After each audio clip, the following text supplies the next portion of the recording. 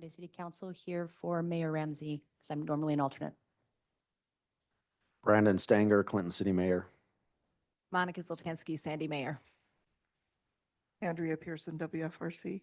Andrew Gruber, WFRC. Bob Dandoy, Royce City. Ted Knowlton, WFRC. Laureen Kamalu, a Davis County Commissioner, but I'm here with Utah Association of Counties. Bryce Bird with the Utah Division of Air Quality. Carlton Christensen with the Utah Transit Authority. Nicole Bordeaux, Chief Planning and Engagement with UTA. Brad D, UDOT. Kristen Cordova, Urban Land Institute. Brooke D'Souza, Sandy City Council. Meg Pageon, WFRC. Byron Head, WFRC staff. Miranda Jones-Cox, WFRC. Kim Bell, Sandy City. Susan Wood, Sandy City.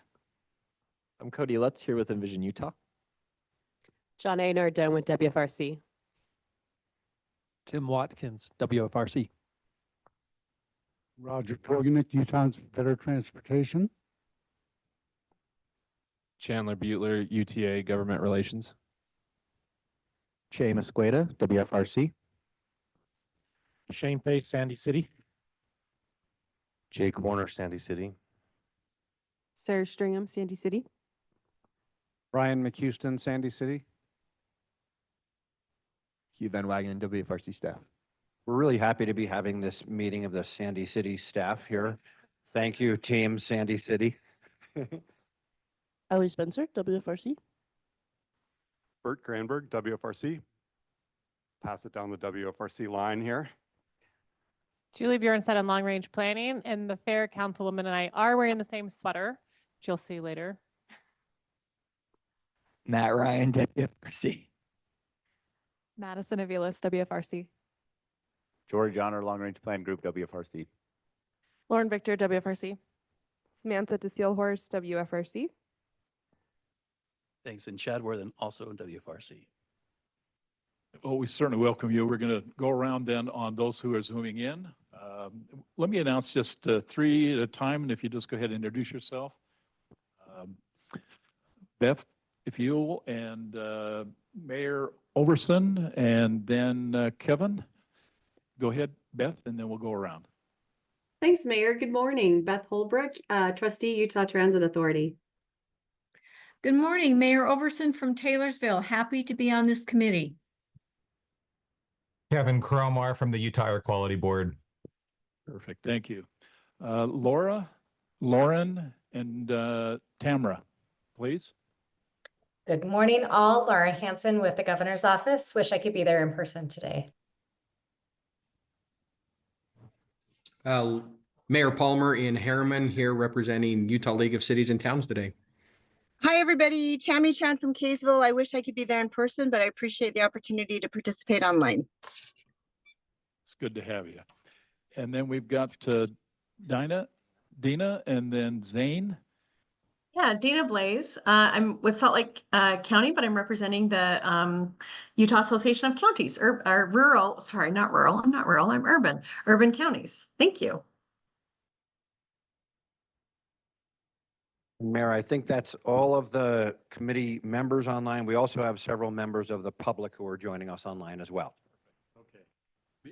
Before we get started, I'd like to introduce at least some new members, if they just take a moment and recognize them and then make any comments they'd like. First thing, if we can get Kristen Cordova. Okay, just share us a little bit about what you do, if you don't mind.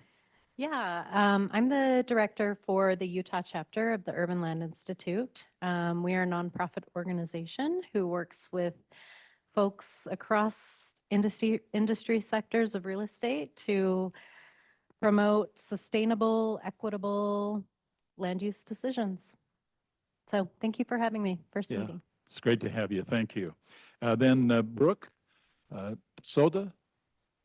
Thank you. Yeah, Brooke D'Souza.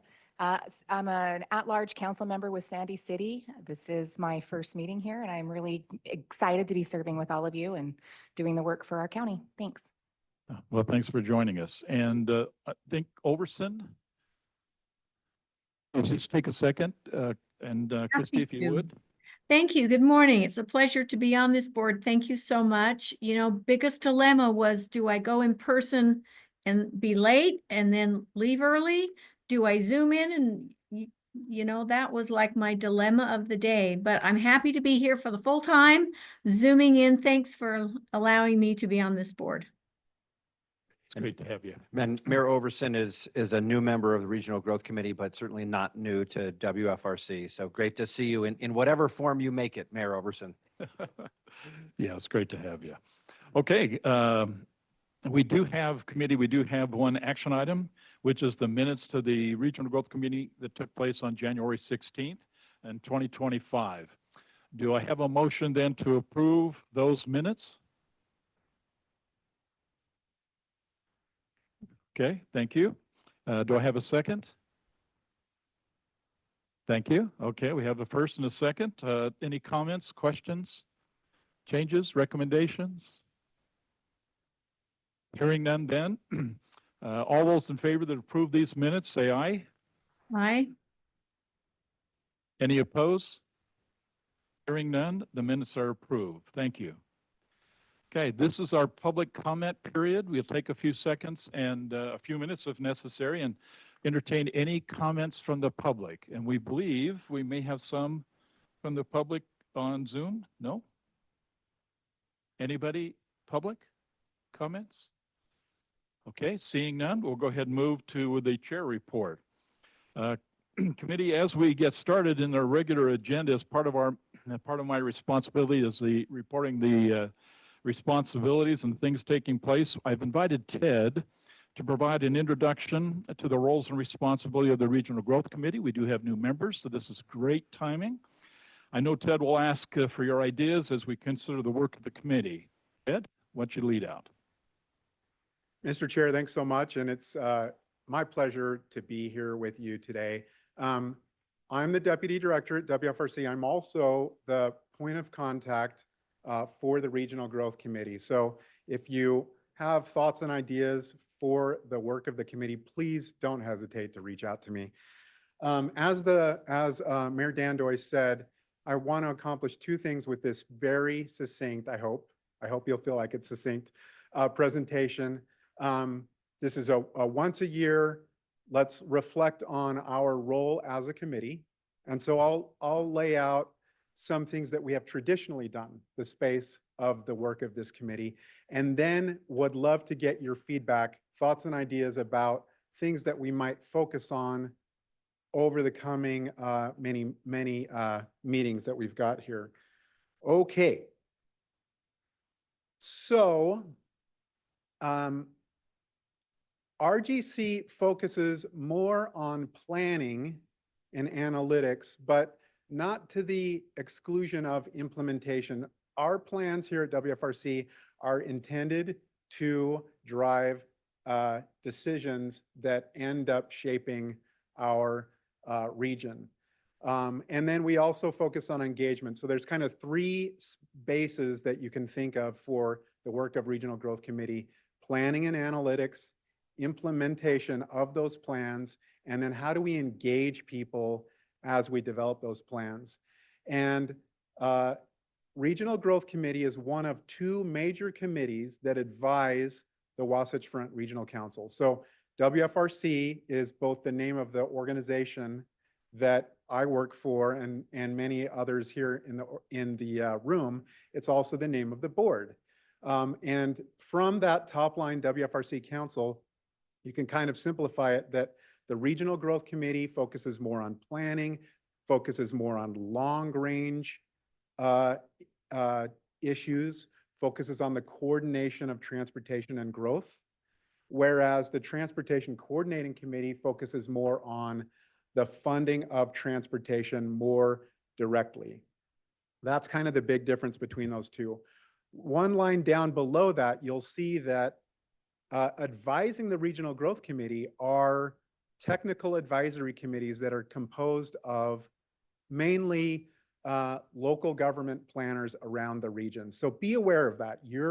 If you are with a community, your planners are engaged in the work of the Regional Growth Committee as well. When we're talking about planning in our region and the work of WFRC, it starts with the Wasatch Choice Vision. The Wasatch Choice Vision is this basic idea that in the face of our enduring growth challenge that we've been having for decades, that we have all collaborated together to have a plan so that we're ensuring our quality of life can be maintained, or possibly even improved, even despite that growth. So when we talk about the Wasatch Choice Vision, we're talking about the coordination of transportation planning, regional and local planning that happens within each community, and economic development as well. How do those pieces align with each other? And so it's literally a map that we produce, which tells the story of where do we want to go? What is our vision? You're seeing this morph in. It includes what's our plan for roadways, for public transportation, for major trails and active transportation. How does that align with the locations where we might want to encourage growth, like a city or town center, or other major locations for growth and development? So it's this question of the alignment and coordination of those components within the Wasatch Choice Vision. And the Wasatch Choice Vision, I'm showing this and stressing this slide because we're going to ask you a question later about which of these you feel like we ought to focus a bit more on in the coming year. The Wasatch Choice Vision has 4 key strategies for a thriving region and communities: transportation choices, housing options, parks and public spaces, city and town centers, that as we attend to those strategies locally and regionally, it helps us maintain our quality of life. So that's the planning piece. WFRC, the Regional Growth Committee, is the steering committee for the development of that vision. So if this presentation, again, remember, is about our roles. That's one of our key roles, steering committee for the vision. So no pressure, RGC. You just are the steering committee for the entire future of our region. Yeah, no big deal. No pressure, no big deal. And then within that space of coordinating land use, transportation, economic development, big component of that is the transportation aspect, the regional transportation plan. So you're also the steering committee for the regional transportation plan, roads, transit, active transportation. You're going to hear this more over time, but that plan for our area is also part of the statewide Utah's Unified Transportation Plan. You'll hear more about that today. The work of Regional Growth Committee varies a little bit year by year based on where we are in a 4-year cycle of updating the Regional Transportation Plan. So if you look at this schedule here, 2025 is the development of a, quote, preferred scenario, or what's the package of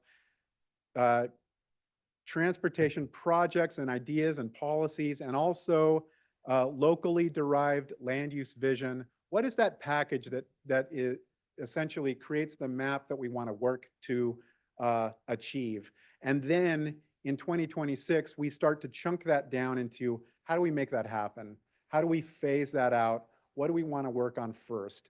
Gives you a sense of where we are in the cycle, because that will inform the work that we do as a committee, all with an eye towards adoption in 2027. Now, Regional Growth Committee also advises WFRC analytics. You're going to hear about that today. You're going to hear about a major change to how we forecast or get a sense of how people might travel around the region in the future after a project is developed or what have you. So analytics works to understand and share transportation and land use conditions, provide data and tools that inform our decisions and explore for future scenarios. We help guide that work as Regional Growth Committee. So that's planning. Now, implementation, our focus is more on land use, and that includes advising the Shared Transportation Land Use Connection Program, which is a partnership with WFRC, UDOT, UTA, and Salt Lake County It's this wonderful collaborative program. You'll hear a little bit more about that, but we help advise that program. Within our, and you see the partners there listed at the bottom, within that space of land use implementation, we also certify station area plans. That's on our agenda here today. Sandy's in the house. And so you'll see that sort of role of our committee in action here today. Station area planning is a state requirement, and we provide a role of both helping communities and also certifying plans. Engagement, the last piece of this, advice, guidance on how can WFRC fulfill its role of convening conversations, reaching out to audiences that we need to. It can include these kinds of things, the committees that we might work on, task forces, studies, special projects, open houses, surveys, you know, advice and guidance on process for engagement is one of the roles for the Regional Growth Committee. And then this is the last one, also exploring policy and governmental affairs spaces. And you can see some of these sentences up here. You know, WFRC provides subject matter expertise to inform broader policy decision-making. We together as WFRC advocate for appropriations and policies that advance the Wasatch Choice Vision. We analyze policies that are external, could be federal or what have you. You'll hear about that as well. And that is also on the agenda here today. So you're going to see a lot of these roles play out today. I hope that gives you like a little bit of an overview of our traditional roles. Here they are listed, and I won't read those just for the sake of time, but hopefully that gives you a sense. We don't have to paint squarely within those lines. We as a committee can do other things that are similarly situated. I think one of the things that I didn't explicitly talk about is just the second bullet point, which is we can and really ought to explore our region's growth challenges. What are those key issues that we're grappling with together? And how can we understand them, maybe disseminate that information? What is our collaborative work to address those challenges? It's a little bit of a category killer, but you follow me, it's our space, perhaps our unique space within the entire region to tackle that kind of interesting challenge. And it's part of what I love about WFRC and the Regional Growth Committee. Okay, now pull out your phones or your devices online, your laptops or whatever, so you can QR code that, or you can just go to slido.com and then it'll prompt you to put in that number 2906264. And so I'll just give that a minute, and then you'll see the first question come up. The first question is going to be about the key strategies of the Wasatch Choice Vision. But we have, like, I think there's maybe 4 questions here. Any questions about how to get on here? Okay. It is. Let's see if now it works. Okay, good. Anybody need technical assistance? There's no shame in admitting you need technical assistance. Anybody?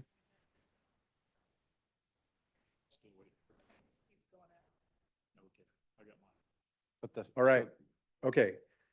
So thinking about the Wasatch Front region, which of the Wasatch Choice key strategies should we focus on in the next year? And you can see those 4 listed there: transportation choices, housing options, city and town centers, parks and public spaces.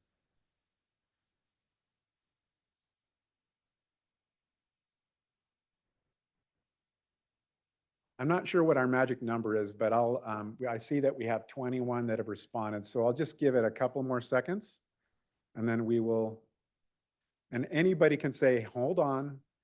Okay. Hold your horses. That's transportation lingo. What? Yeah, right. Well, I think Mayor Zoltansky, horses is still a current transportation mode, right?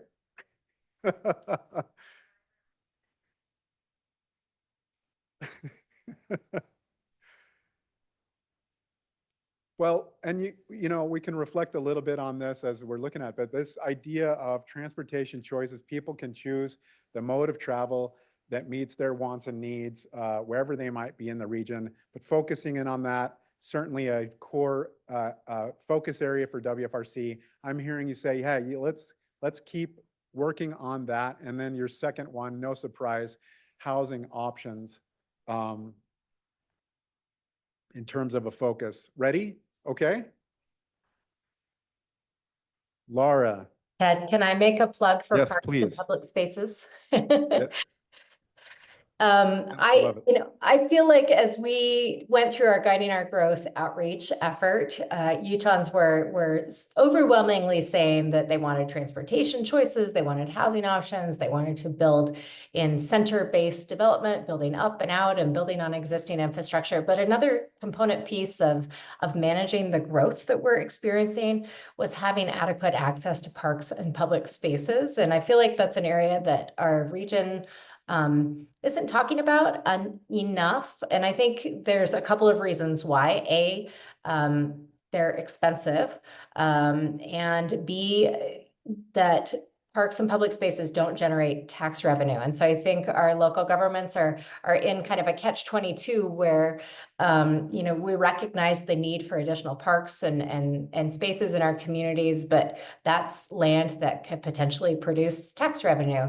And so there's sort of this natural disincentive. And I feel like it would be wonderful if we could find a solution that, and maybe it's additional state funding through the Outdoor Recreation Grant Program, but something that helps emphasize resources and ways that we can support local governments in setting aside additional land for parks and public spaces or building it into large master planned developments. Anyways, just a quick plug there. I feel like if we develop every last square inch, and part of the reason that we're feeling so much pressure and pushback from the public on additional growth and development is because they're worried that, we'll just be wall-to-wall pavement. And so I think it's critical that we continue to think about that. Dina,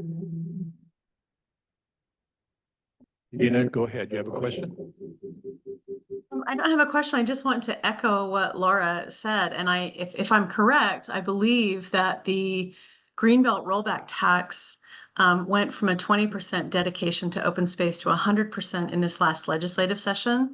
And I'd love to continue those conversations to see how we can coordinate efforts among jurisdictions to connect those open spaces, or as Laura said, just preserve them for the benefit of the community. And actually, my other sort of interest in that is seeing sort of what that does is it pushes development into more intensely developed areas, which is also good for just our transportation investments, water line and power line investment, all of those infrastructure investments we need to make anyway in communities. So just another plug. Okay, great comments. Ted? Great. I appreciate that. Thank you. Okay, next question. What topics would you like to have discussed at upcoming meetings?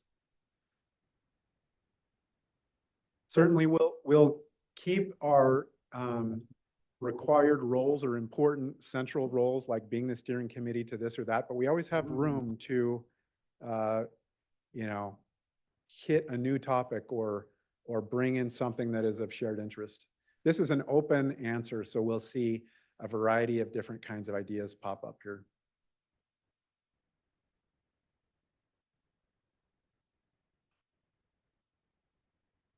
And Laura, you can type in more about parks and public spaces also if you want to still. I feel like I made my point on that one, but I have other thoughts to add to this. Thanks.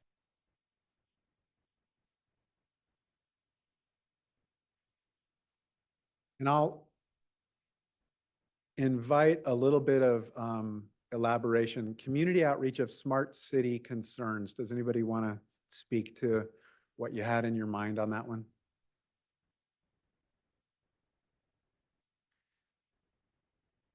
Connectivity. Yeah, this is Julie Fulmer.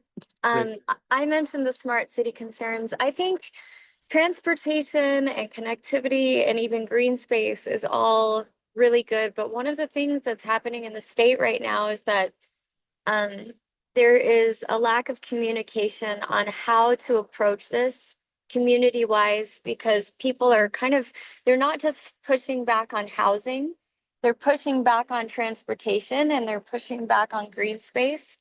And it's surrounding this narrative on smart cities because as you build these centers, people are very concerned that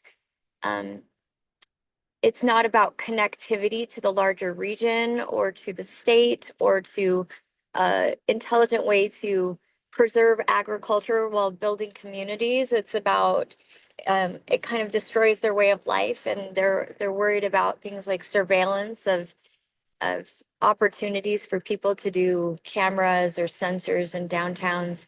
And I think it's one of the big reasons why NIMBYism is happening. And so as we're talking about zoning and as we're talking about planning, talking about community outreach and education, I think is just a really key importance for this group as we go back and we educate our council members and we educate our cities so that we can really strategically grow in this geographically constrained state when it comes to land development. Mayor, thank you so much. And Mayor Fulmer is the mayor of Vineyard in Utah County, and it helps you see how we collaborate together. Part of the Mountain Land Association of Governments, but it's all part of the same broader region. So Mayor, thanks so much for being on here today. I'm going to move on to the next question, just sake of time. Just really quick, Ted, I'll note as I've been reading these great comments coming in, we're going to digest all of these and we'll be happy to share them back with you as a committee. I would just note there's a lot on transportation and housing. There's also several people commented on communications and messaging and talking with the public about growth issues and growth strategies. And you as elected officials, you live this. So that's a really important point as well. Thanks, Andrew. And thanks for making that key point, which is that we're going to absorb all of this and we will also send it out to the committee.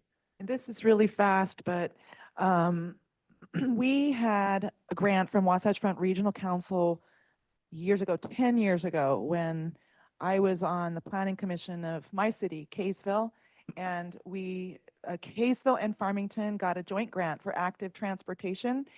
And we did this for a year, and we had huge amounts of public participation for active transportation.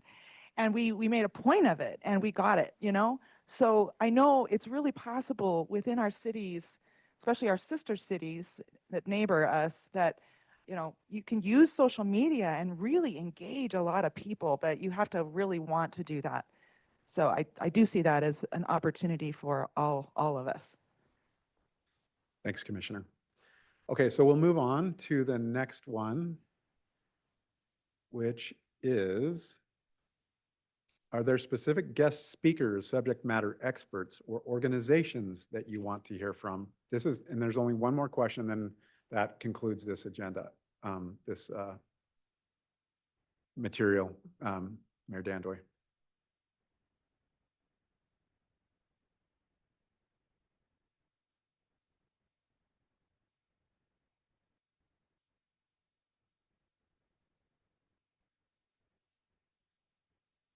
If I moved on too fast for any of you, please send additional thoughts and ideas by email.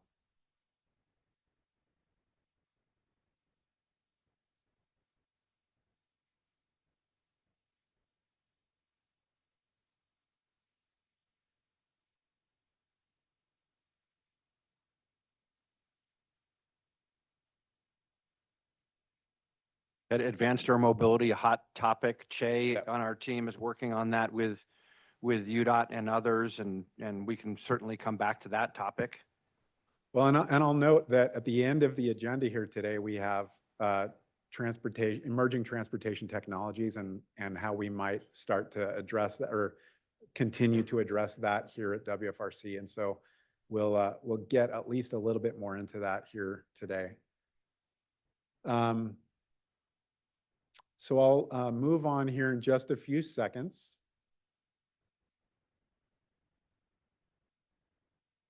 I don't know if there are particular themes here, but there's definitely a lot of fantastic ideas for us to work through and consider together. Noting financial analysis and development strategies is an element that is being brought up in several of these comments. Great. Trustee Holbrook? Thank you so much. I just wanted to say how much I appreciated the 101s on HTRZs and other funding strategies. I love that idea, and I don't know who said it, but I wish it was me. So nice job. Okay, so thank you, trustee. And we'll move to the last question in this section. Does the RGC meeting strike the right balance between discussing, is this the last one, Jordan, or is there one more? Okay. Does the RGC meeting strike the right balance between discussing big picture for the region in comparison to the details of policies and projects? Focus more on details, the balance is about right, more on the big picture. I'm not sure yet, I'm a new member.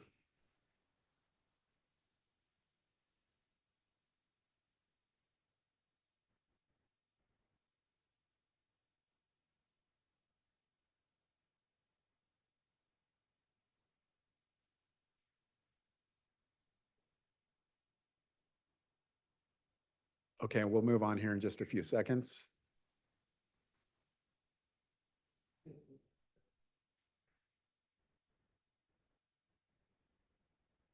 Here we go. And there is one more. Any other suggestions to enhance the value of RGC meetings? Mayor Dandoy, I can just leave this up as you introduce the next agenda item, if that would work for you, unless there happen to be any other points of discussion here today on this agenda item. I'll turn it to you, Mayor. Yeah, thank you, Ted. Certainly we can leave it up. I think you're capturing a lot of the pulse in terms of how we feel about these programs. I think there's a lot of value in that. So until it comes to a point where the next presenter will need that screen, let's go ahead and leave it up. Thank you. Thank you.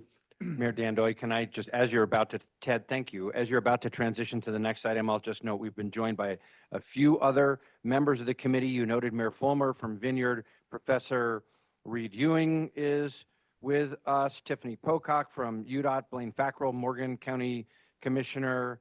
I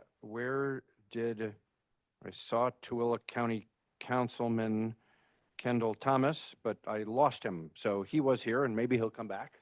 Okay, thank you. Thank you, Andrew. Okay. As part of the chair report, we want to have a brief update on the legislative events that we just came through. So we've asked Miranda Cox, our Government Affairs Manager, to go ahead and kind of talk about the key components that took place this session. So Miranda, thank you. Perfect. Thank you.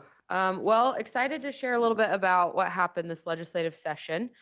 I think many of us are involved up on the Hill during the legislative session. I'm sure many of us can say that we're happy that it's over each year. So, and I fall in that camp. It's a busy few months, but it's also really good to be up there. So I wanted to share some of the key outcomes from the session, including some of the appropriations that we saw, as well as some of the key sorry, I'm struggling here. There we go. As well as some of the key pieces of legislation. And I just wanted to share with everyone, here on your table, you have this legislative summary postcard, which highlights some of the key themes related to WFRC and the work that we do from the legislative session, as well as some of the key pieces of legislation and a brief summary on that. There's a lot of resources that we share during the session, and I'll make sure that we drop those in the chat as well. Our bill tracker, our appropriations tracker, and then our end of session summary, which is a fairly comprehensive, I don't know how many pages we have on that now, maybe 10 pages on some of these outcomes. And so this document is really a summary of that bigger document. And you can also use this QR code on here to get to some of those resources on our website. So wanted to make sure that you all saw that. So this legislative session was maybe a little bit different than ones we've seen in years past. Over the past 4 years or so, the legislature really has put a staggering amount of funding into transportation infrastructure. That's funding and then also creating new policy tools. that we now have at our dispense to move in the direction of, land use and transportation and connecting those two things together. We've talked about stationary planning, we've talked about housing and transit reinvestment zones. A lot of these tools have been passed in recent years. And now we're, as I'm saying, building on previous investment. We didn't see a lot of new major policy changes, major new funding investments into transportation. But now we're continuing to build upon that investment. There's actually a quote from Speaker Mike Schultz here on this, where he kind of says something similar, where, we've done a lot, we're continuing to do a lot, and we're going to build on this investment to maintain our quality of life. So this legislative session, there was over, I think, 980 bills introduced, and 582 of those passed, which is just a lot of bills this session, as well as a $30.8 billion budget, which was passed from the legislature. So the state budget continues to grow some, but just to kind of orient where we were at this session. So I wanted to quickly touch on funding and appropriations. Like I mentioned, there wasn't anything new and significant like we'd seen in years past, where there was, over $1 billion each year put towards new transportation investment. However, there was a significant amount of new projects funded. So notably, there was $20 million ongoing funded out of the Transportation Investment Fund into the Marta Dilray Corridor Preservation Fund. This is the state's corridor preservation fund that can be used for roadway projects, for transit projects, to basically plan ahead and make sure that we're acquiring the land needed for future transportation projects. There was also a $70 million bond from UDOT, which was authorized for a affordable housing grant program. Notably, transportation projects can be a use in that affordable housing grant program. There's a lot more information on what that will look like and what that will look like moving forward, but our partners at UDOT will be playing a role in that. There were then a number of local transportation projects that were funded. Most of these were funded out of local transportation sources that are somewhat legislatively directed. So the County of the First Class Highway Projects Fund, obviously for projects in Salt Lake County, and then a number of other single one-off projects funded from the Transportation Investment Fund or other sources.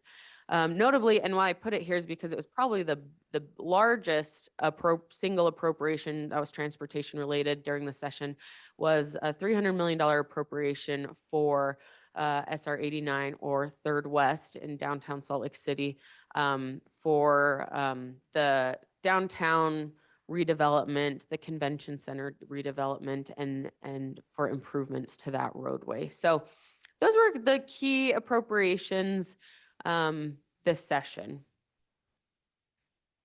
So now I want to touch on a few pieces of legislation. Again, most of them are included here on the handout.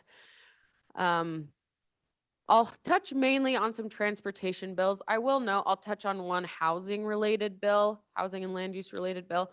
There were a lot of housing and land use related bills this session, and I had a really challenging time keeping up with how many of them there were, and then also what they all did. And so there really are some helpful resources from our partners, and I would recommend you, if you want to learn more about what some of those bills did, looking to the Utah League of Cities and Towns. Next week on Thursday, they're actually doing a combined spring training with, I think, APA Utah to really get into the weeds of what all of these land use bills did from the session. So I won't spend too much time on any of those today, but just wanted to mention that resource. So SB 195, I'll say there were kind of two big transportation bills this session that made so many changes, and this is one of them. This is referred to as the Transportation Omnibus by Senator Wayne Harper.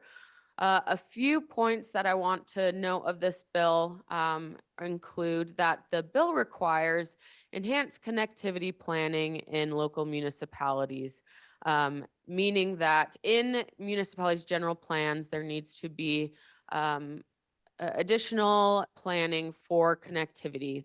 This means, connectivity over water conveyances or over really any areas within your city where connectivity could be increased. So this would require looking at different funding sources, or at least identifying what projects would be a priority for your communities. This is to be done in coordination with your MPO. So WFRC, we're still kind of wrapping our heads around exactly process for this, but WFRC will be working in coordination with our communities on that planning. Second, it clarifies some station area planning reporting requirements. We're hearing about station area plans today. Specifically, this change would require that 5 years after a station area plan is adopted, that the community reports back on what the implementation has looked like within those 5 years of the station area plan. So a minor change, but really helps continue to ensure that we're looking at how station area plans are being implemented and being helpful in our communities.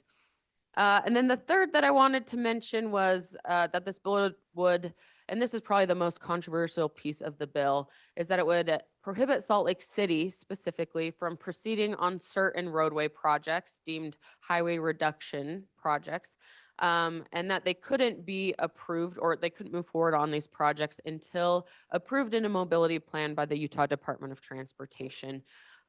This one was obviously controversial. We worked to make sure that really that our communities are still able to do the projects that they need to do, that they want to do, and that they have the autonomy to do so.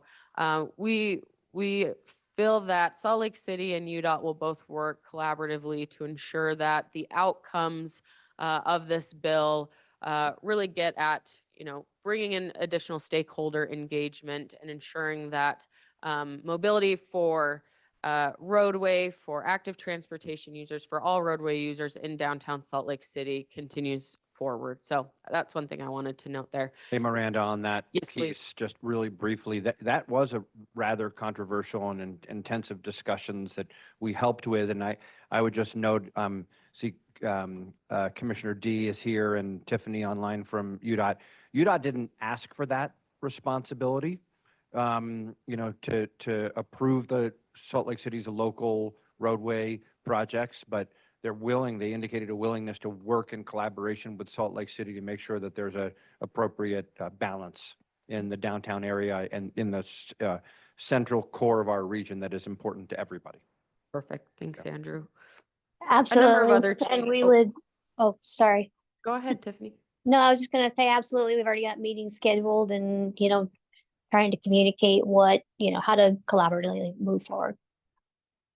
Oh, thank you. A few other quick things. This bill increased the TIF sales tax earmark, pushed back the start date of the Transit Innovation Grant Program. That's a local program that will now start in 2026. Allows TIF funds to be used for corridor preservation, funds specific local projects, some of those I had already mentioned that were appropriated, and then clarifies some responsibilities at UDOT and a number of other things. The second bill that was large, had a lot of different provisions in it, is HB 502 by Representative Tusher and Senator Cullimore. The notable changes in this bill include that it makes additional changes to the fifth local option sales tax, specifically how those funds, once imposed, would be distributed over a number of years. So specifically the transit portion of those. And that is reliant upon whether or not Davis or Weber County impose the fifth. So we're working on additional clarity on exactly how those flows work. But if you have more questions on that, please feel free to reach out to me or refer to our other resources. This is the bill that funds a number of those local infrastructure and transportation projects out of County of the First Class Highway Projects Fund, County of the First Class Infrastructure Bank. A number of cities in this communities that are here today have received some of those funding, will receive some of those funding. This is the bill that creates that affordable housing grant program with the UDOT bond. And then another notable project in there that was funded specifically is funding a public transit hub, including ingress and egress in Big Cottonwood Canyon area using funding from the Cottonwood Canyons Transportation Investment Fund, or the CCTIF. We talked about some of the previous tools that have been authorized in past years, HTRZ, station area plan. So HTRZ, Housing and Transit Reinvestment Zone Amendments. This is a bill that WFRC has worked on over the past several years in coordination with Senator Harper. And as we've seen, a number of HTRZs have now been approved. This bill makes some clarifying changes to requirements for an HTRZ. Including, the number of multi-bedroom units that are required, the amount of budget and finance detail that is required for an HTRZ proposal, et cetera.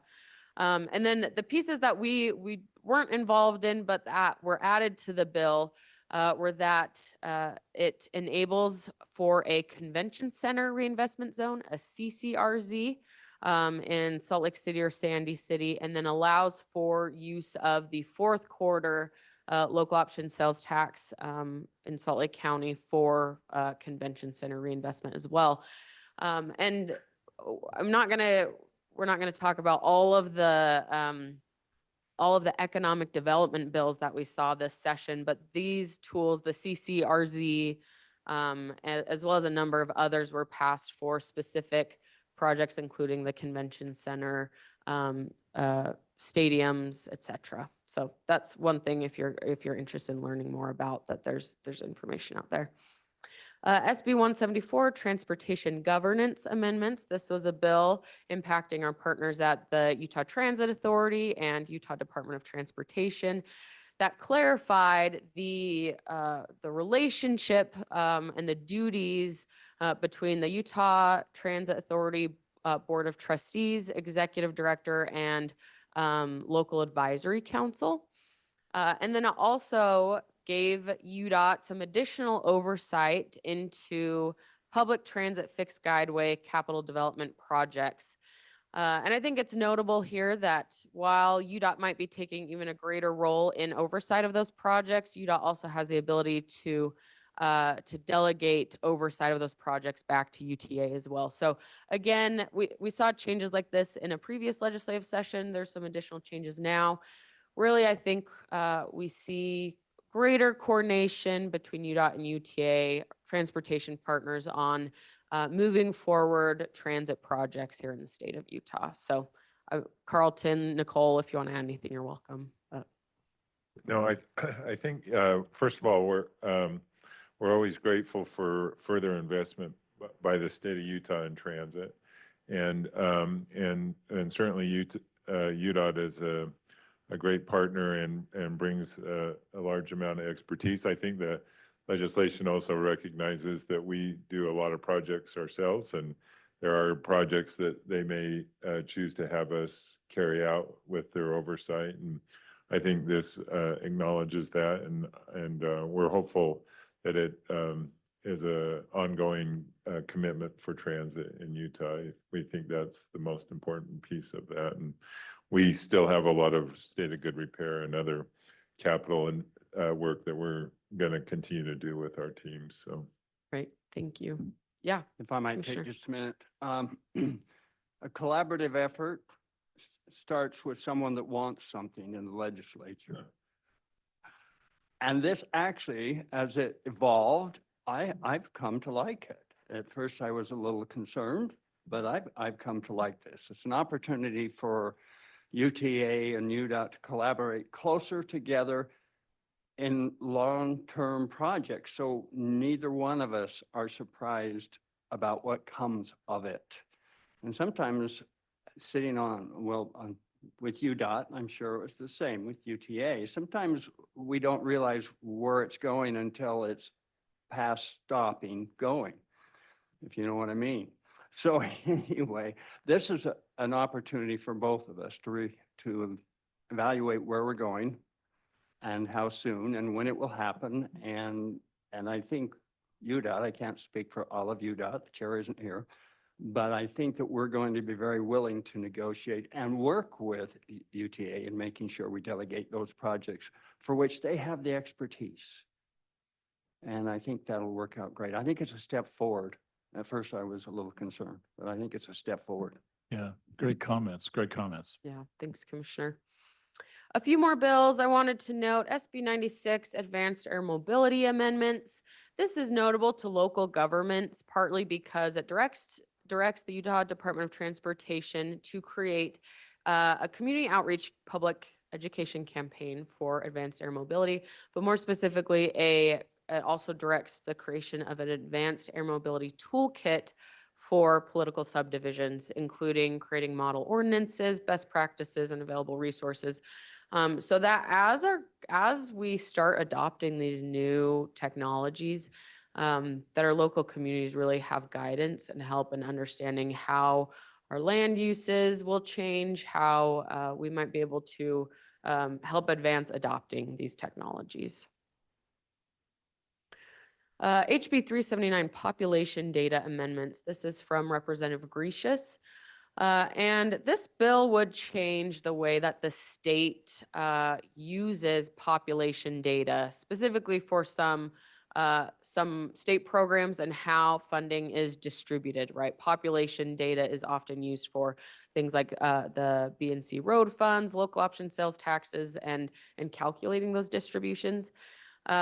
This would require that Utah Population Committee data, or UPC data, which UPC is an organization, and I believe Laura Hansen, who's hopefully still on the call, actually sits on this committee, as well as population experts at the Kempsey Gardner Policy Institute, et cetera, to create these more localized and specific state population estimates. So the idea here is that it would use UPC data as opposed to census data, which is more nationalized or national data that has better comparisons across states.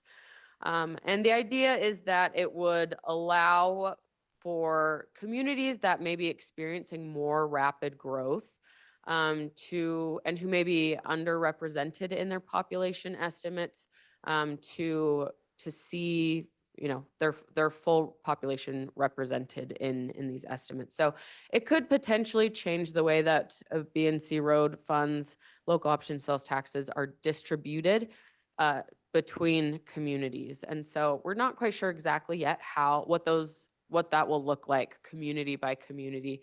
But now post-session, we're going to be working with those partners to understand the true impact.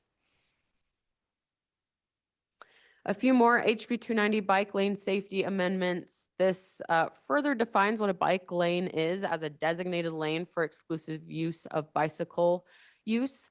That wasn't defined in state statute. And it would add a moving violation for driving within a bike lane or obstructing a bike lane. So we really see this as an opportunity to get, for people to feel more safe on our roads, to feel more safe in a designated bike lane, and hopefully enabling greater transportation choices for all transportation users. SB 229 corridor preservation amendments. This clarifies that corridor transportation funds, I mentioned a $20 million ongoing appropriation for corridor transportation funding, in addition to what is already in the corridor transportation funds, that it can be used for fixed guideway transit projects. That wasn't quite clear in statute. And yes, Ted, do you have a question? No? Okay. And that can be used for transit moving forward. So we actually had yesterday a discussion, a transit fresh look discussion, talking about what transit goals we have for certain areas in our region, and corridor preservation will likely play a role in that as well. Lastly, I wanted to touch on at least one housing bill this session. This is HB 37, Utah Housing Amendments by Representative Dunnigan. This is a bill that requires GOPB to coordinate the creation of a statewide housing plan which they're already doing. But it may include further development of regional housing plans. And this is something that we're, going to be engaging and moving forward. What, if anything, does that look like?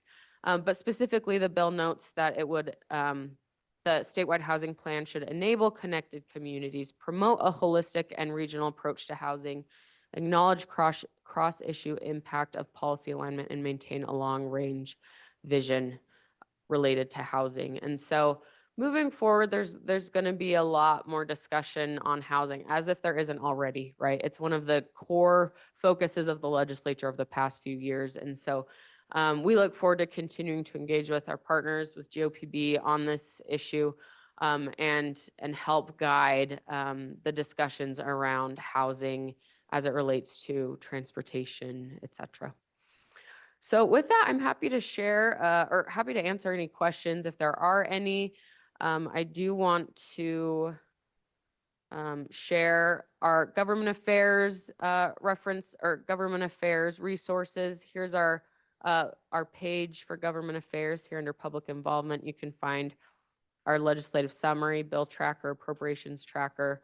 I'll just note here what they kind of look like. This is our appropriations tracker that shares some pretty detailed information on the relevant transportation, housing, land use related appropriations from this session, where it's funded, what intent language might be included.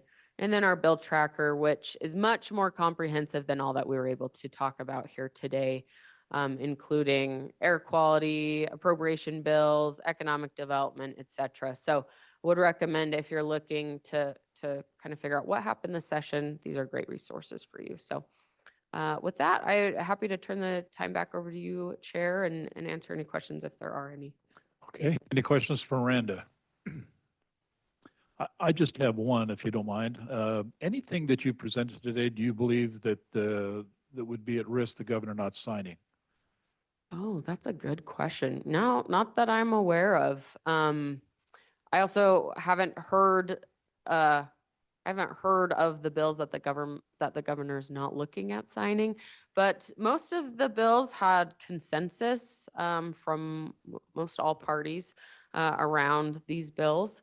So I think the governor will sign them if he hasn't already. I haven't kept track of that myself. So. Okay, well, thank you, Miranda. Any questions, please, Commissioner? I do have one question, and this came up in our Council of Governments yesterday. I saw our mayor looking at this closely as well.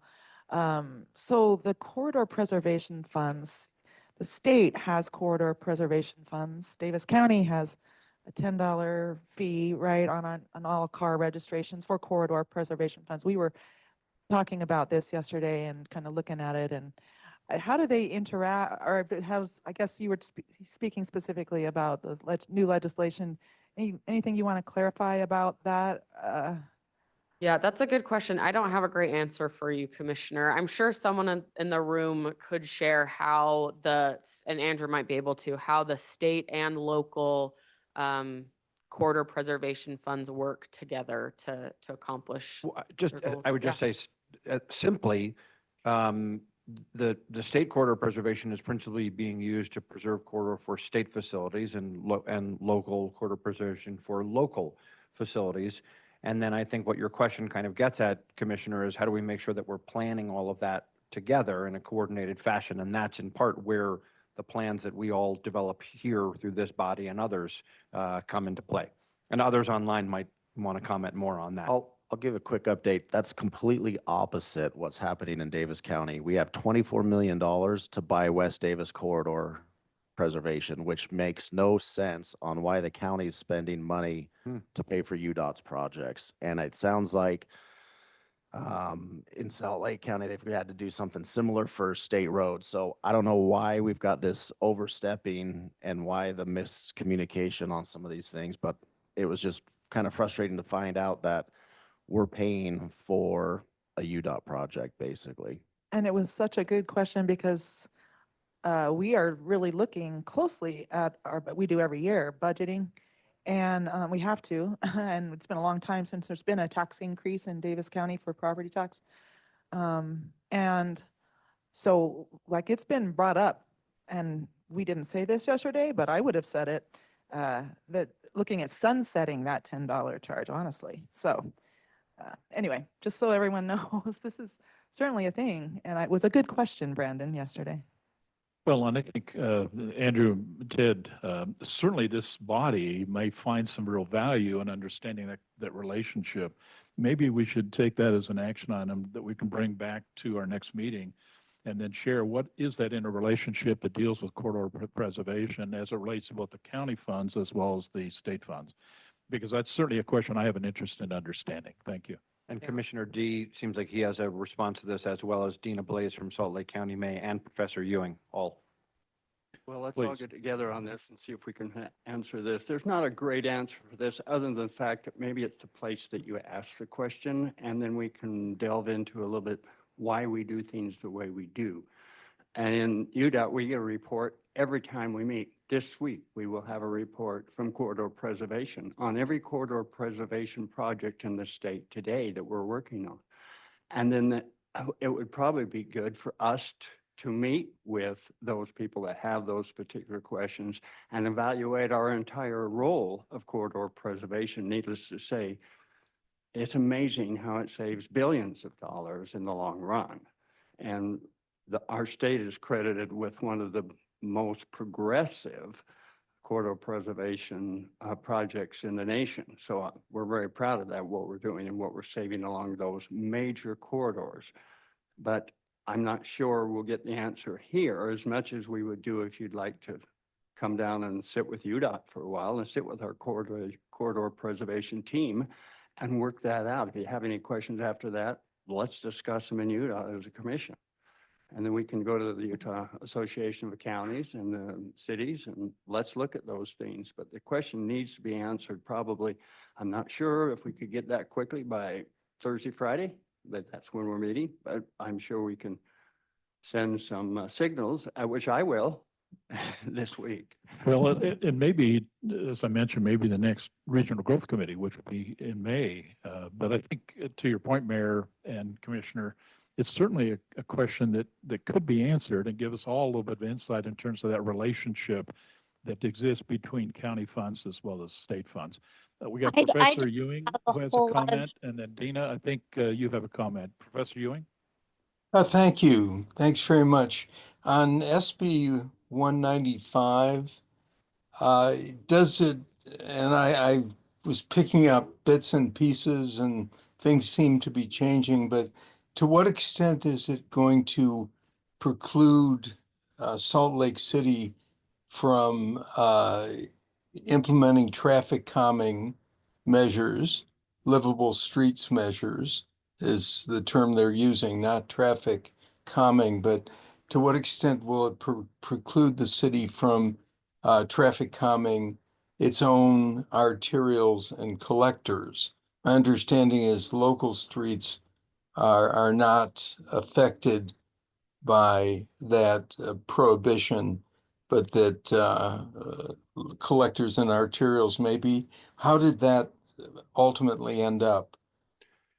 Professor, I'll take a crack at that answer, and then I think Dina and Tiffany both will likely want to come back to the corridor preservation. That's my sense.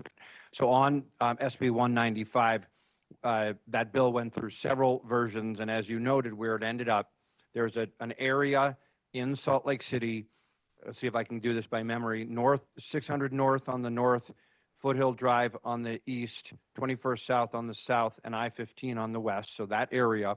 And within that area, Salt Lake City can't do any projects that would reduce lanes or narrow lanes unless those projects are part of a mobility plan that Salt Lake City has developed, submitted to UDOT, and then UDOT has approved. That's the basic process there. So, Professor, to your point, there was a version of the bill that initially was the entirety of the city. It is a narrower geographic area. There was also a version of the bill that would have applied to all city streets, but the bill ended up just for arterials and collectors, which are the more major roads. And it also, there was a version of the bill that would have applied to a broader set of traffic calming measures, and that was narrowed as well through the deliberations that happened through the session. So traffic calming, when I'm referring to the use of speed tables and speed humps and raised crosswalks and traffic circles and so on, are intended to slow traffic as opposed to reduce throughput.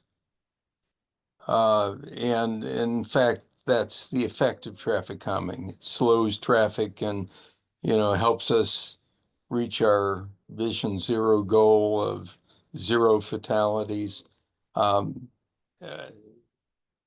Is traffic calming, as I'm defining it, speed humps, speed tables, traffic circles, is that, does that fall under the lane reduction heading, or is it something separate, I hope, from lane reduction?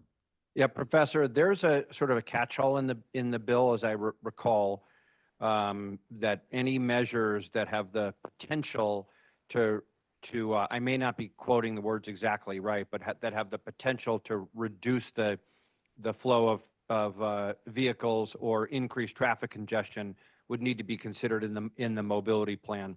So I think this is some of the detail that's going to have to be worked out with Salt Lake City and UDOT. Whether things like what you're talking about actually would fall into that category of potentially increasing traffic congestion. And if not, then I think they would fairly not be need to be included in the mobility plan. But some of those details will need to be sorted through in the weeks and months to come. Thank you, Andrew. Yep. Yeah, thank you for the question. Dino, if you would, and then we'll turn to Tiffany. Yeah, quick, I just want to jump back to the corridor preservation conversation. We'd welcome that topic being discussed at RGC because the county, we get out of the $10, we have 7 that 3, I should say go back. 5 is managed by the COG, Public Works Subcommittee, Council of Government Subcommittee.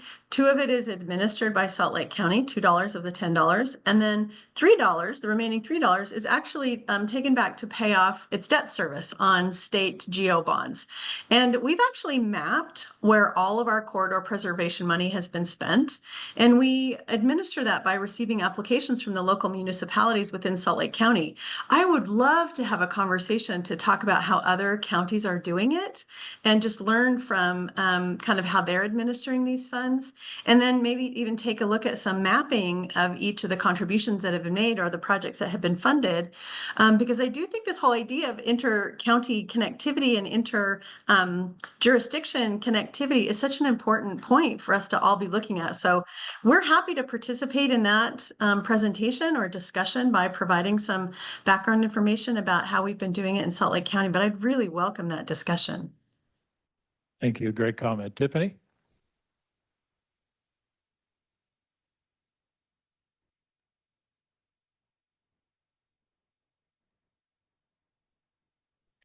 Yeah, and I'll just echo that UDOT would be happy to come and describe our corridor preservation process and any other follow-up discussions that groups would like.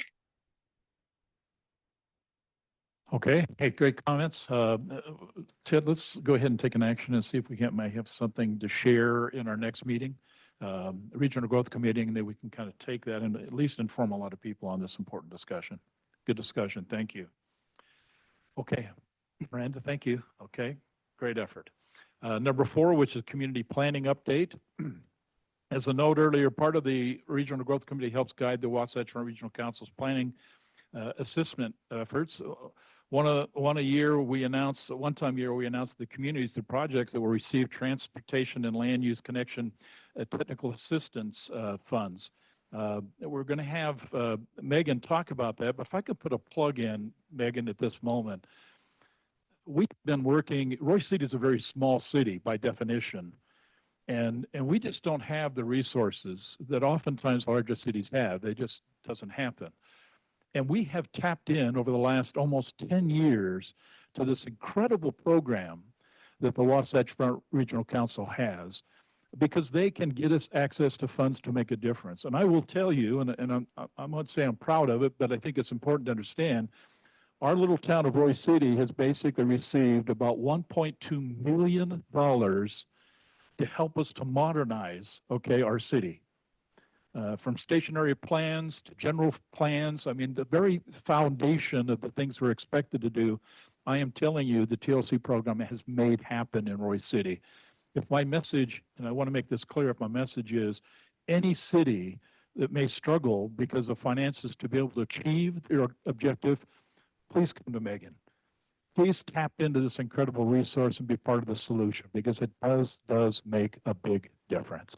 So with that, we're going to ask Megan, if you will, kind of lead us to that conversation. Following that, we do have a stationary plan that we'd like to present and get a recommendation to move to the entire council. So with that, Meg, thank you. Thank you, Mayor. And I know your testimonials have encouraged a few cities over the years to go ahead and give it a try. So thank you for continuing to speak positively about me and my great team. Okay, a couple of exciting things in the community planning space for you today. The first, my maybe favorite presentation every year, is to tell you about the new projects for Transportation and Land Use Connection. This is a competitive program, and we make awards every year. I continue to be impressed by the applications that come in, and it's a little different every time, so that's fun. We also have a station area plan certification. You can expect to continue seeing these each regional growth committee, because your cities are all working really hard on this, and it's 2025, which is a big deadline for station area planning. Byron Head is going to talk about that. So I'm going to jump into Transportation and Land Use Connection first. This is just a little breakdown of the core planning technical assistance we have for you. Ongoing all the time, come talk to us, because there's different opportunities here. There's our Transportation and Land Use Connection program that serves our entire region, both MPO and AOG. It's competitive technical assistance, and it's on an annual basis. Station area planning really focus on, as Ted presented a little earlier, station area plans as required by state code. We make them fun. We make them really exciting for your city. They accomplish a lot more than just checking that box, but that's available on a rolling basis. So come get it while it's available. If you have other needs that you don't feel like are covered by those, come talk to us anyway, because there's some more opportunities. Ted talked a lot about the Wasatch Choice Vision, so I won't present much more on Wasatch Choice Vision, but I just want to acknowledge, we know that when you put something on this vision, that's step one of like 1,000 to really make it happen for your city. We love the vision. It's a gorgeous representation of all of your hopes and dreams, but we know it takes a lot of work. So that's why we have this technical assistance. So come talk to us. If you have a brand new center, maybe, I want to make a little plug. We're updating the land use vision right now. You have an email in your inboxes, I imagine, if you're with a community or a city or a county, to take a look at the final draft of the land use for the 2025 Wasatch Choice Vision and confer with your city, make sure it's right, by April 4th. So this is happening a little quickly, but that's so we can take that land use and model transportation in your communities, continue to work on a regional transportation plan. So if you haven't opened that email, please do it. If you can't find it, please call me. Transportation and Land Use Connection. This is our core TLC, our planning technical assistance. The goals of the program are up there on the screen. It's to maximize the value of investment in public infrastructure, enhance access to opportunities, increase travel options to optimize mobility, and create communities with opportunities to live, work, and play. So these cities and town centers and other things in your cities. This is a partnership. Ourselves, UDOT, UTA, and Salt Lake County have been partners on this program since day one. It adds a lot of value to the projects in addition to extra money in the budget. TLC can fund plans, high-level visions, small area plans, transportation plans, active transportation plans. It can fund design. Maybe you're getting a little bit deeper into looking at what an area, a specific area might really look like. It can fund ordinances. We love to put these things into action, put them into law in your city. Take a look at your ordinances that might be a little dusty. And it can fund implementation strategies. So maybe we've got the code in place, we know the plan. There's a lot more steps to making something happen, right? So we can dive into that, get some market experts in there to help us out. We have a really nifty map online. You can look at projects in your city. You can look at the new projects we're awarding today, and you can get some ideas of what you might want to apply for in the future. Check that map out. The region is just littered with projects, over 150 now funded to date.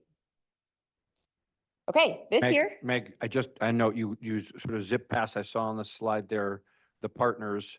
And I just want to make sure we give real explicit expression of appreciation for the great partnership with UDOT. UDOT provides funding for the program, UTA provides funding, and Salt Lake County also through regional development, Deanna's Shop provides funding for projects in Salt Lake County. And we could not do this work without our great partners. So thank you. Absolutely. I never want to zip by my partners. Okay. 13 new projects this year. Very exciting. They're spread throughout our MPO region this year. We have just over $1.5 million in funds from TLC going to your cities, and that's matched by over $200K from the local. So that helps the program funds go a little bit further. It's a pretty easy match. The requirement is the 6.77% that is required for matching all of our funds. So that is not it's not insurmountable, right? It's a reasonable amount. Okay, I'm going to break these down into 3 categories. The first is small area plans, centers, non-station area plans, small area plans, right? So maybe there's not a transit station in these communities, but they're still creating a center that's walkable, has a mix of uses. These 3 are Murray Oakwood Village Center, small area plan, Riverdale Stringtown Master Plan, and the South Ogden City Center Master Plan. So some of these communities have done a little planning, some not so much. We're really excited to dive in and work with these cities on those.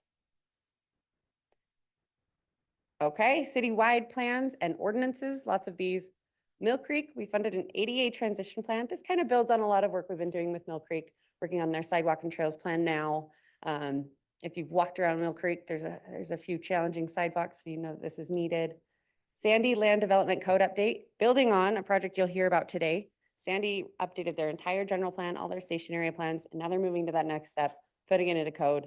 We're happy to support them. Similarly, South Salt Lake City doing a zoning ordinance update throughout most of their city. Hooper zoning ordinance and design standards. This also builds on some work we've helped Hooper with before. Plain City's general plan and land use code update. That's a big one. Really excited to support Plain City with that. Uinta's general plan. We're actually going to be supporting Uinta in-house. So every once in a while, our staff just goes ahead and takes on 1 or 2 of these. And it's really fun for us to get to intimately know that community. And then West Haven's land use analysis. West Haven's changing quickly, and so we'll get in there and support them. Contextual transportation is what I've called this category. We have Kearns 5400 South Corridor Study, connecting a couple of centers in Kearns, trying to find ways to make 5400 South a little bit more welcoming to all users, a nice gateway into their centers. South Davis Greenway feasibility study. That involves lots of communities led by North Salt Lake, but looking at the feasibility of a greenway through several communities in the Southern Davis County area, and the Municipal Services District Transportation Master Plan. So streamlining some things for the MSD. They serve the towns in Salt Lake County, and I'm sure this will modernize their way of looking at transportation master planning for those communities. Any questions on any of these projects or TLC in general? We're really excited to work with all these cities. Go ahead, Carlton. First of all, it's fun to see the evolution of this program. I remember it's very early days. And I was thinking, certainly on the transportation side of, we're getting close enough as a community that obviously regional planning takes place. But I was just thinking like 200 South in Salt Lake probably carries as much transit as almost really any of our corridors, but that doesn't end up on a regional transportation plan. It's from a local transportation plan. And so I think as communities think about how they're going to grow together, figuring out their arterial street systems, which affects obviously local transit service and whether you can turn a 40-foot bus on that street, those kinds of things. Those are all really important and very timely components. And so I hope as communities look forward to it, and in particular, those that have these transportation components to it, that they evaluate that and prioritize. It helps us as a transit agency. I think ultimately it will inform the larger regional transportation plan. Yeah, thank you. Great comment. Professor Ewing, you have a question? Well, it's more a comment. You know, I shared with Andrew and Ted a study we did uh, looking at TLC type programs. They're usually not called TLC, but they do the same thing, grants to local governments to do plans and to make communities more sustainable. Um, there are other places that have similar programs, but I don't think anyone that I can think of is spending as much money as we are now, over $1 million a year.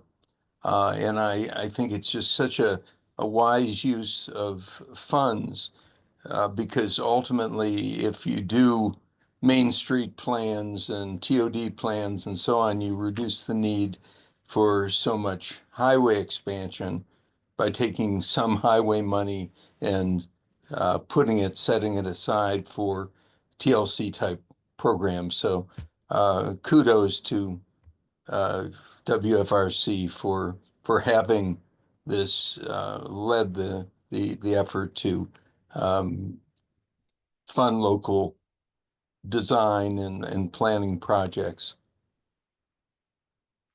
Thank you, Professor. Meg, anything else for Meg on this topic? I'll just respond a little. When we do these projects, we help to make sure everyone's at the table. And UTA staff is fantastic about teaching us about bus turnarounds and bus queuing and all the distance that takes. So thank you for having your staff come and participate on these.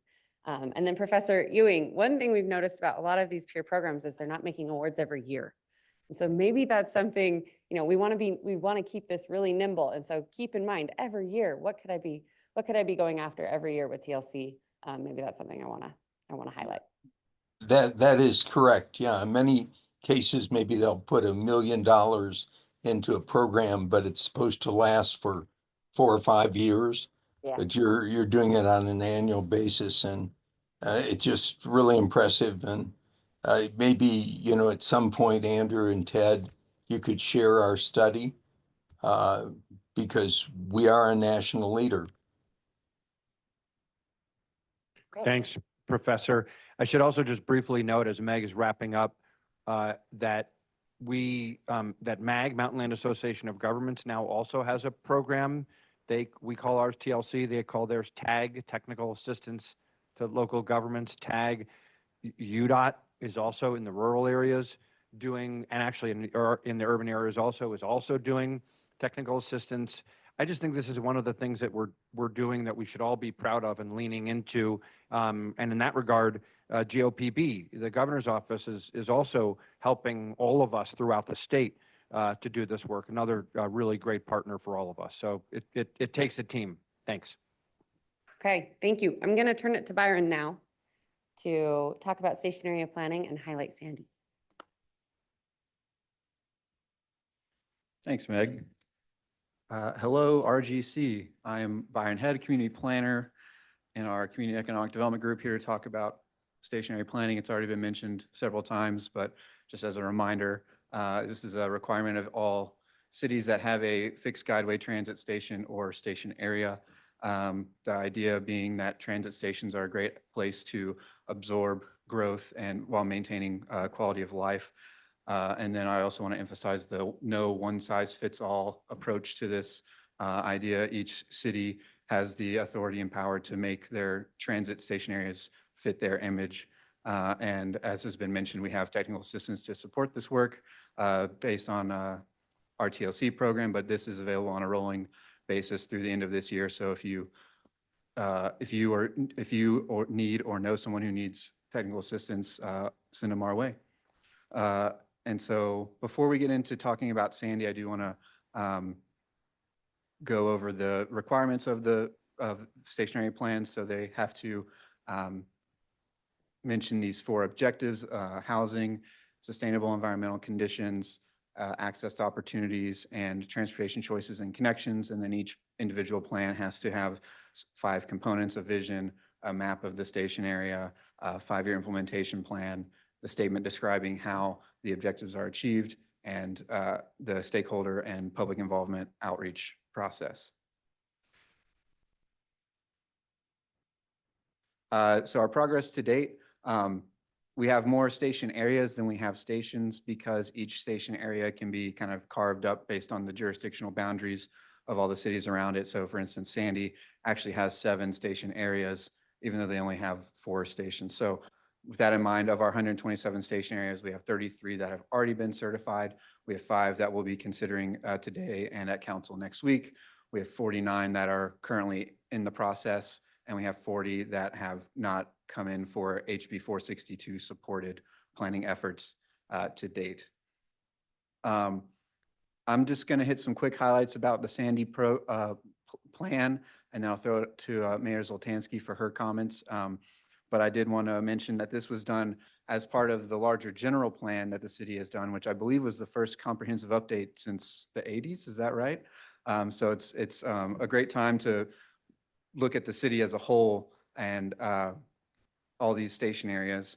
The plan considers 5 out of the 7 station areas because those are the ones that are the most, ripe for growth and development. And then the 2 other station areas will be taken care of later. So first station on the blue line, the historic Sandy Track Station. This is like a largely single family area. One highlight from this station is that it considers a trail along the East Jordan Canal. As a bicycle and transit user myself, I'm excited about this project. On the Expo Center, this is really about connectivity to the America First field. This is the track station that serves that field. And so if you've ever made that walk, it's not the most obvious route. And so this stationary plan contemplates making that easier and kind of transforming the Jordan Commons area into a more village kind of area. And then also another highlight of this station area specifically is it considers 94 South as like a transit corridor, and in conjunction with some other planning and the rest of the general plan, hopes to create a kind of a transit corridor from I-15 all the way to the mouth of Little Cottonwood Canyon, connecting multiple nodes that the city is planning. The Civic Center, this is often referred to as the first TOD in the state. This is the station that I use when I go down to Sandy for all their meetings. And it already has some very mature housing directly west of the station, but a unique aspect of this station is that it's right next to Dimpledale. And so the stationary plan is suggesting the creation of a bike park to kind of complement that recreational use directly west of, east of the tracks there. And also the plan calls for some road and trail connections to the south to make the station more accessible to the neighborhoods directly to the south. Crescent View, the highlight here for me is the potential to redevelop the Crescent Middle School site. This is a school that's no longer being used as a functioning school by the school district. So if they ever do decide to surplus it, this plan puts forth a idea for what could be used for that area. And then another like small but very important factor in this plan is a lot of connections to and across the tracks themselves and the Porter Rockwell Trail that runs parallel to the tracks. So, transit, specifically rail transit, can often prove to be a barrier to neighborhoods. And so this project will help create some more permeability east-west across those lines. And then finally, the South Jordan Frontrunner Station. This station is, as I mentioned, not in South, or is in South Jordan, not Sandy, and it's actually cut off by the highway. So the first, kind of key to making this area of Sandy transit oriented is to create a pedestrian and bike bridge across I-15. And then the city is also going to be working with the new owners of the Southtown Mall to redevelop that and potentially work on an HTRZ for some affordable housing in this area. So that's kind of the very high level highlights, and I'll just turn it over to Mayor Zoltansky for her comments. Thank you, Byron. Mr. Chair, if it's all right, I'd like to present for a few minutes at the podium, my team. Thank you.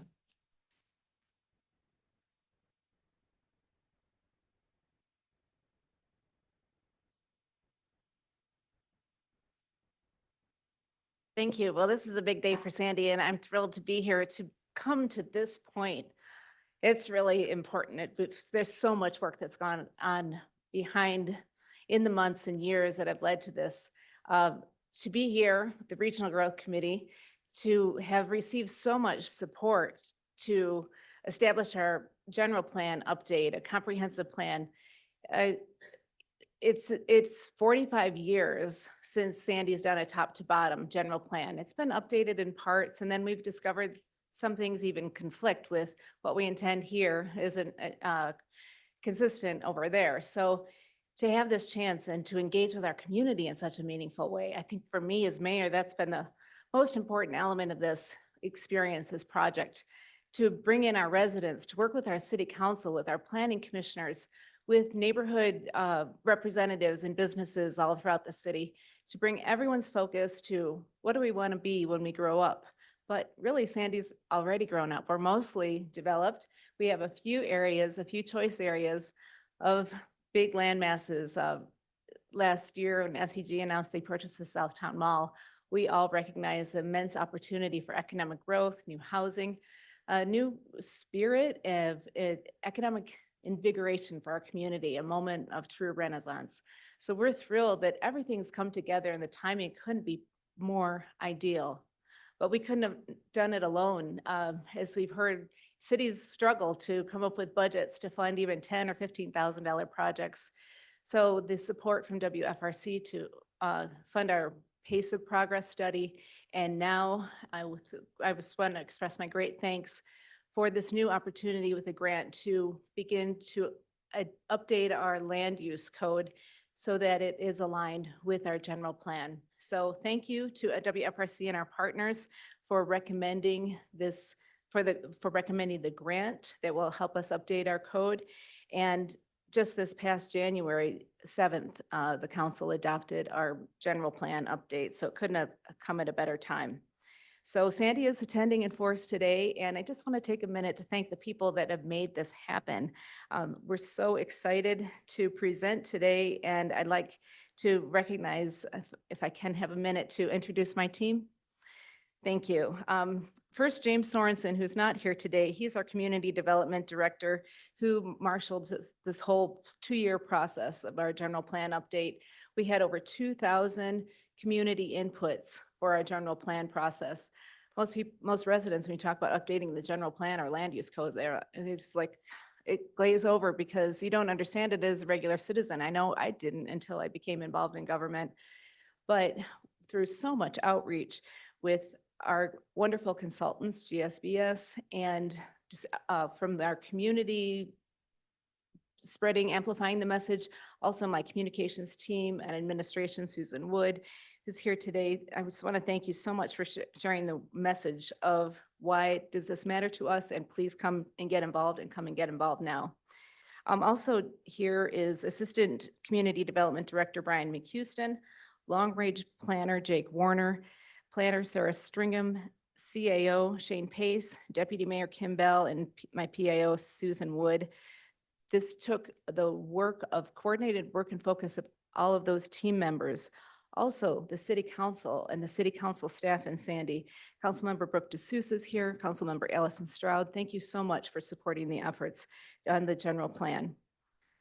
WFRC funds and advises cities, and part of the unexpected benefits of this exercise was establishing stronger relationships with the WFRC, with UDOT, UTA, and especially Byron Head and Michaela Jordan.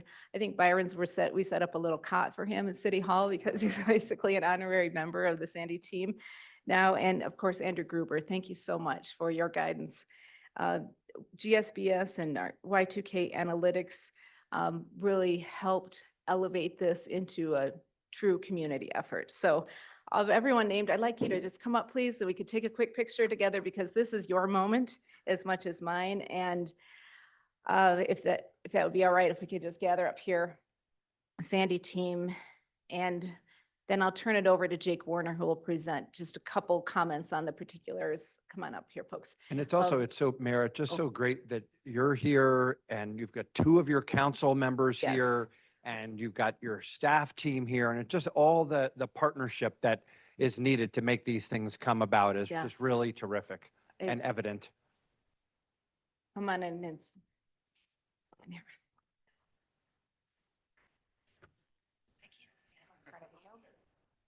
Look, Che right here.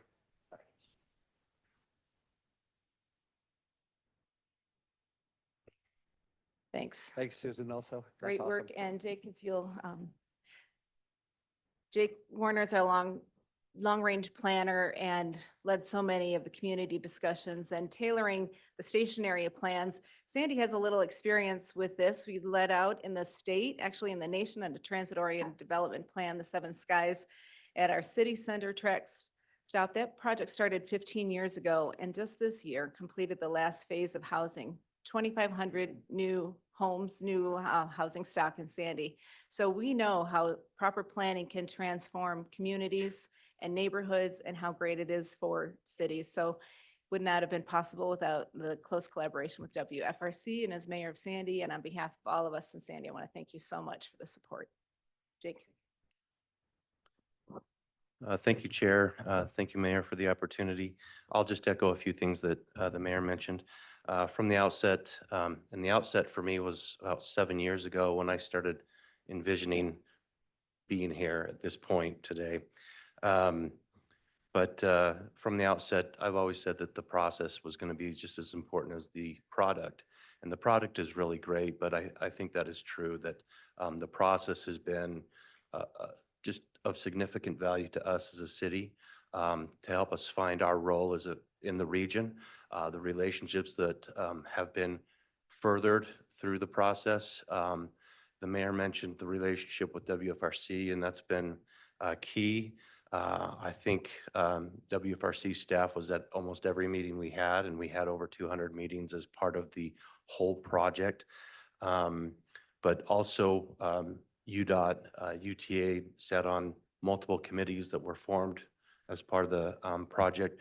The county, and again, by starting a list, you're forgetting people or leaving people off of it, right? But again, just the relationships, the school district, the conversations we've had with them, those things have been invaluable to us as a city moving forward. And to not forget the engagement. I also envisioned from the outset that you know, the first part and the last part of the project are important, the research and analysis, and then the outcomes.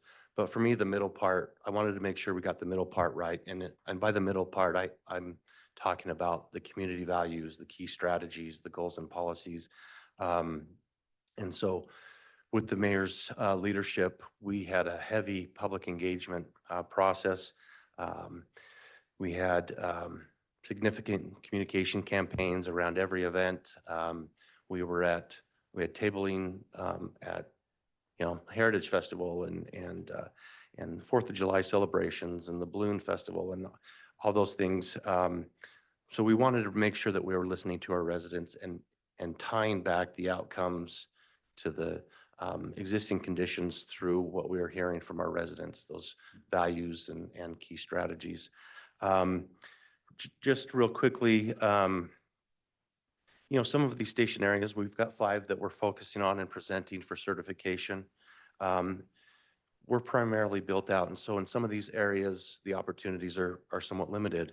The mayor mentioned the TOD. That's an area that we've done a lot of the work already. There's some areas like Crescent View where it's suburban, single family, it's built out, opportunities are limited. But overall, I calculate that we have about 16,000 people living in our state, these 5 station areas. And between the 5 plans, potentially we could more than double the population in those areas. And not even mentioning the increase in commercial square footage and recreational opportunities. We already have some great recreational opportunities along in these areas. But we've got some wonderful stakeholders that we're excited about moving forward, the Miller Group and SEG, and they've reviewed our plans and they're on board. They might not know exactly what they're doing. They've got other priorities right now that they're focused on. But they're excited to explore the potential of those properties, and we're excited to partner with them as well. moving forward. And so, again, we appreciate the committee's consideration today, and we're available for any questions. Any questions? Okay. Please, Commissioner. I don't have a question, but you just described what I was talking about earlier. The community engagement and the thorough effort by experts and regular people for so long. It's just masterful. Thank you for this. People don't understand what land use code is, but when you talk about your neighborhoods, your schools, your intersections, your traffic patterns or traffic jams on the way home from work, then they perk up and say, oh, okay, now I get it. So. Okay. Beth, I think you have a question or comment, please. Thank you, Mr. Chair. And I just wanted to thank Sandy City for that incredible presentation. This is near and dear to my heart. I love this collaborative, connective strategy that really maximizes the land that we have in these areas. And I just, this is how I love this, actually. I shouldn't say I just like it. I love this. And I love that we're looking at these centers, but we're also looking to the connectivity to those locations. And this, I think, just adds so much value to all the residents of the city and how they're going to continue to connect in these locations and beyond. And so I just want to say kudos, Sandy City. I am like so excited to see this. So that was it. That was my comment. Thank you so much. Thanks, Beth. Ted, I think you have a comment. Mayor Dandoy, thank you. I was reflecting on this. We talk about Wasatch Choice, and it's sort of, you approach it in a way at this regional scale, but at the heart of it, it's about these places that are gathering spots. They're like the downtown of Sandy Civic Center, and I'm sure, Mayor, that this process unfolds, and Councilmember D'Souza and Stroud, this process unfolds, and people are coming out and they're thinking about this, about what is it going to be like to live next to a changing place? And that's really how community approaches it. And it's both what makes sense locally, but then you back out and you think, well, on the one hand, it's about these 5 exciting new places within the city. And at the same time, regionally, it means all these additional people are going to have transportation choices. They can save money. They can get to things more easily. So it's a local conversation and it's a regional benefit too. And I just wanted to note that because it kind of epitomizes the Wasatch Choice story right here. Yeah, great comment. Everybody else like to share a thought? Okay, let me just make a comment. Mayor, I will tell you, when I see great things happen, I can connect that to great leadership. It happens. And I'm here to tell you, we're celebrating, okay, with you, particularly your passion, okay, for this great event. So, wow, what a great day. Please, let's take this to the next step. Thank you. Great, thank you. Yeah, we do have a suggested motion. So WFRC staff has reviewed the plan and in consultation with UTA recommended certification. So it is now before the Regional Growth Committee to make a motion. We have a suggested one on the screen of recommending to council to certify the stationary plan. So I'll turn it back to you, Mayor. Yes, thank you. Do I have a motion then? Yes, Mr. Chair, I'd like to make that motion if I may. I move to recommend the certification of the Sandy Station Area Plan to the Wasatch Front Regional Council. Perfect. Thank you. Do I have a second? Second. Thank you. We have a motion and a second. All in favor, say aye. Aye. Aye. Any opposed? Hearing none, the recommendation will go forward to the council meeting. Thank you, Mayor. So much. Thank you Thank so you. much. And I hate to do this, and I need to excuse myself. We have a big citywide employee event back in Sandy that's starting right now. So I'm going to have to excuse. Thank you so much. Okay, everybody from Sandy, out of here. Or you're welcome to stay if you'd like. Okay, let's go to item number 5. This is the Wasatch Front Travel Demand Model Upgrade. In our next item, Bert's going to provide an overview of the major upgrade to the Wasatch Front Regional Council model. These are tools that will help us understand how potential transportation growth decisions might be performed. Modeling and analytics is a major service the Wasatch Front Regional Council provides. So if you can, Bert, go ahead and lead the conversation. Thank you. Great. Thank you, Mayor and Chair.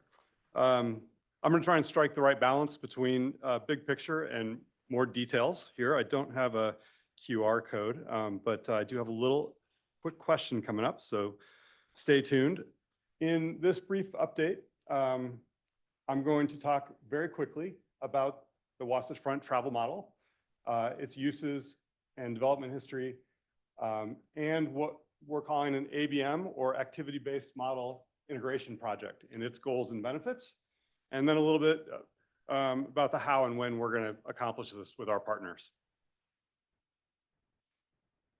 As background, our regional travel model serves 4 primary purposes. It supports our traffic and transit forecasting work with the ability to look forward to our current 2055 planning horizon year. The travel model is also used to evaluate the impact of large projects in the regional transportation plan and different investments in transportation projects and land use scenarios. It's also used to support required environmental studies that happen before construction begins on projects. And then last, its results are used as a key input into the air quality modeling that's used to meet the required conformity for our plans and our programs at WFRC. I'll say that with the billions of dollars that are invested in our regional transportation system every decade, the travel model has served us well in our collective efforts to ensure that that money is spent to ensure the most effective outcomes. Bert, I know that we're running late, but I just want to really emphasize the development of these models. It's not just about WFRC's planning work, that every major transportation decision in the region uses these models, regardless of whether WFRC is involved or not. So these are our official way in the region to understand what might happen with a prospective transportation project. So these are hugely important. Great, thank you. All right, here's my little participation exercise. Would anyone like to venture a guess for when the Wasatch Front's first travel demand model was implemented? Well, be brave. Carlton. 1965. 78, 65. Wow, you guys are better at this than I expected. So the answer is 1960, which surprised me way back. Computers were, at this point, small-brained dinosaurs, but somehow the first travel model was put together to inform traffic analysis in the region, and then also the construction of the interstate, which was happening in our region right about then. In 1960, this is the state highway map. You can see 3 gold circles. That was the extent of the interstate system in 1960, and between then and 1969, we added a few freeway interchanges, so we had a grand total of 9 in the region. And that's when WFRC started, in 1969. But yeah, like the travel model has evolved over the years and served us well, as I mentioned. The reason it's able to do that is that we continue to upkeep it and invest in future enhancements. And we'll take a look at a few of those. So here's a timeline, 1960s, early 1960s, Salt Lake travel model, Ogden travel model, later the Provo travel model all came into fruition. We added, I think there was a lot of working on computing power and in the 70s, and in the 80s, we added transit capabilities to the model, including the ability to model a little bit later light rail.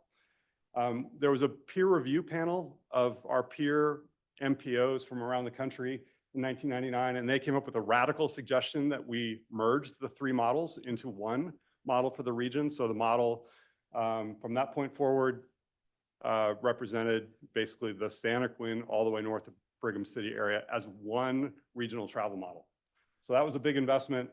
We've invested in our land use model that predicts where households and jobs will locate in the future. And in 2021, we did another one of these peer review panels. And the major recommendation out of that was it is time for the Wasatch Front regional travel model to move to what's called this activity-based model. It's a representation of household travel that's more sophisticated. Bert, just real quick, because you noted the real estate market model, the land use model, and I just want to point out to everybody that the way that we do this, we have the travel demand model that Bert is focusing on and the real estate market model, and they speak to each other, right? Because we can't do and don't do transportation planning in isolation. We can only do it effectively if we're thinking about where people live, where they work, what their travel demands are. And so the way that our modeling works is that integrated approach that's woven into our work. So all of these represent investments, major investments into our capabilities. And the next phase of that leads out from this peer review panel.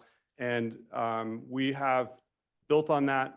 UDOT invested in a study of activity-based models for our region as part of their research program. We have, with our partners, invested in an initial design for how to do this activity-based model integration into the regional model. And at this point, we're ready to move forward. And that's basically the big picture part of the update. So what will this mean?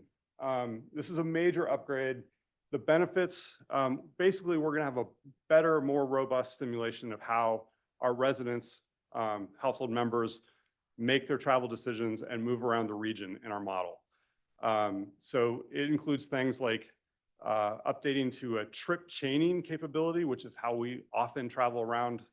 We don't just make individual trips, we chain them together. We can better represent emerging travel choices and modern patterns. And then also just better consideration of some of the policy options like tolling, road user charges, transit fares. The new model will integrate with current and new visualization tools that help us get the most out of the model results. It will help keep us up with the state of the practice in the industry, which is moving this way, including new professionals are being taught this method in higher education. And then I want to really draw a circle on this last bullet point. It puts us in a position where we can fund future enhancements to our regional model together with other major MPOs around the country. So this potentially saves us a lot of money and time as we look to upkeep the model and keep pace with what's going on in the real world. So the big benefit is that we can align and invest together with other MPOs. All right, I'll wrap up by talking about sort of how we're going to do this. The goal is to have the travel model updated with this activity-based representation of household travel by summer of 2029. So you get a sense this is a big project.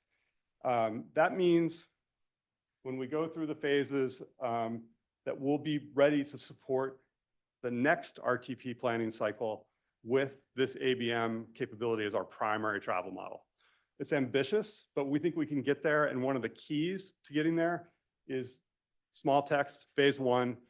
We're going to select a implementation that already exists from another MPO area and adapt it to our region. So right off the bat, we're getting the benefit of collaborating and being on this new platform. So 3 years in with a little bit of a buffer just in case, we'll be ready in July of 2029 to support the next RTP analysis with this enhanced capability. I've mentioned last slide, it's a 3-year project. The anticipated consulting costs are a little bit over $1 million over the 3 years. That's based on our initial design exercise and report that we put together. And this funding will be brought together jointly across the Wasatch Front Transportation Partners, so WFRC, Mountain Land Association of Governments in the Provo area, UDOT and UTA. It's a great partnership, and we're looking forward to beginning the project later this summer. So with that, it's probably enough detail on travel modeling. I'll turn the time back over to the chair unless there are any questions. Thank you, Bert. Any questions? Trustee. Bert, Google sends me an email every month telling me where I've been. Is the model foresee a way to aggregate those kinds of data packs to really inform? I mean, obviously I opt in on that, but it just seems like somewhere out there's got to be some of that data.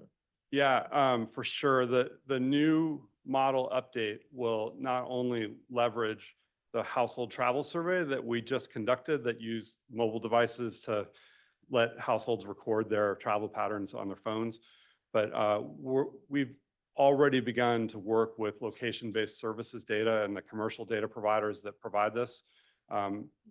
And we expect to continue that. And those data sets, what they really help us do is they help us to calibrate the models to match the actual regional travel patterns that those big data sets are capturing. Okay, great question and answer. Kevin, you have a question or comment? Following up on Carlton's comment, my colleagues have built these activity-based models before to answer research questions like how do commute patterns change post-COVID, stay-at-home work. And the strong recommendation I would pass on from them is you don't want to purchase pre-processed data from the mobile positioning data. You want to develop in-house capacity to work with the raw data. It's going to save you a tremendous amount in cost. It's going to give you a lot more flexibility to ask and answer the questions you need. So that's a strong recommendation that you develop capacity to work with the raw data and not purchase the pre-processed mobile positioning data. Okay, thank you.